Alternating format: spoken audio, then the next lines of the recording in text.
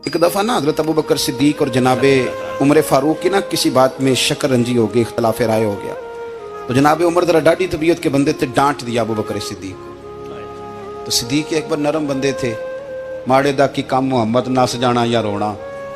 तो वो गा के ना तो पहले घर रोए, फिर हुजूर के पास चले गए। जनाब उमर कहते मुझे भी ख्याल आया कि यार ये मुझे नहीं करना चाहिए था। थोड़ी देर के बाद अच्छे लोग जो होते हैं उनका गुस्सा जल्दी उतर जाता है।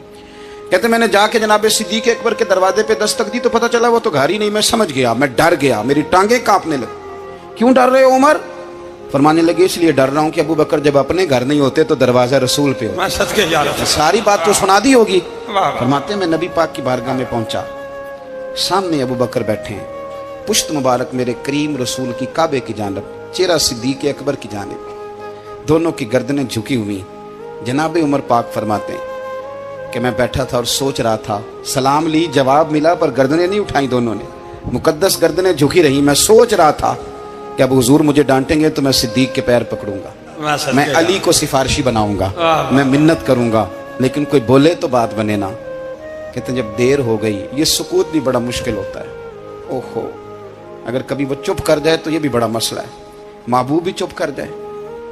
कहते मैं बड़ा परेशान हुआ, जब मेरा कलेजा मुंह को आया ना तो जनाब उमर कहते मैं बोलने लगा तो आंसू मेरे पहले निकल गए। अल्लाह अकबर। तो मैंने रो के कहा सोनिया भूल गया था, मैं गया था अबू बकर के घर माफ़ी मांगने, पर ये यहाँ आ गए। ये मेरे दोस्तों इसे मेरी तकरीर ना समझना, मेरे रसूल पाक के ये असल लफ्ज़ आपको किताब में मिलेंगे। आप तब खातिब निसाद उठा के देखें। जनाब उमर कहते हैं मैंने अर्ज़ की हुजूर मैंने गलती समझ ली थी, मैं गया था अबू बकर के घर, हुजूर मैं भूल गया था। फरमाते हैं नबी पाक ने जब गर्दन मुबारक उठाई तो हुजूर की दाढ़ी आंसुओं से भरी हुई। और लफ्ज क्या थे? फरमाया उमर तुम मेरी खातर मेरे अबू बकर को माफ नहीं कर सकते थे। अब बात को समझे, ये नहीं फरमाया अबू बकर ने गलती नहीं की, फरमाया छोड़ नहीं सकते थे, तुम मेरी वजह से मेरे साहब को छोड़ नहीं सकते थे। फिर हुजूर ने फरमाया उमर ये सारा मक्का तलवारें लेके मुझे कत्ल करने आता था, यार ये अकेला था, इसने खोल के बाजू कहा था कि जो हुजूर तक जाएगा मेरी लाश से गुजर के जाएगा। पर मैं दुनिया भूल जाती है, मुझे याद है अबू बकर सिद्दीक ने माल भी दिया, औलाद भी दी, मेरी खातर छोड़ नहीं सकते थे।